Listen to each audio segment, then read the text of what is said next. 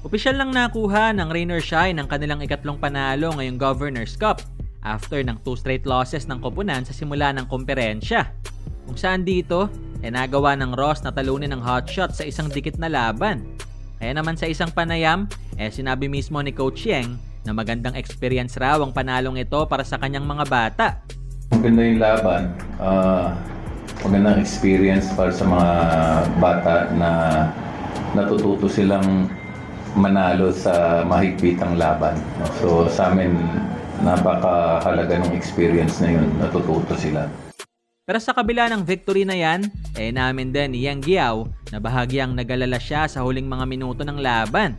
Medyo nag-worry ako noong time na yun kasi hirap kaming pasahan ng bola sa ilalim si Aaron no? Medyo an-anticipate na nila tapos daming turnovers. Hirap kaming mabigyan siya ng bola. At the same time, yung 3-point shooting namin medyo mababa yung percentage. So, kahit na-open kami minsan pagka kick out ng bola, good looks na hindi pumapasok. No? Pero, yun, tinaga namin. Naging agresibo kami going to the basket. We got to the free throw line. Tapos, yun nga, decided by one play lang naman, one possession, no? That last possession. So, wala kang pwedeng ipintas dun sa laro ng Magnolia. Lumaban din sila. Kaya lang naswertihan namin yung huling play. Pero sa kabila na itong outstanding performance galing kay Nocum, di pa rin napigilan ng ilan na matawa sa naging komento ni Coach Yeng patungkol sa kanya.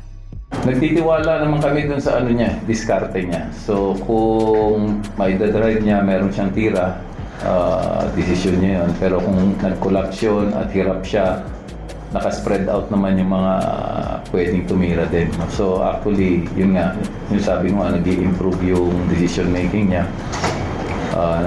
Mas consistent siya ngayon. So, baka maya-maya humingi na ng raise sa sweldo to. So, delikado Kailangan bangkuin muna uli para sumama ang laro ng konti.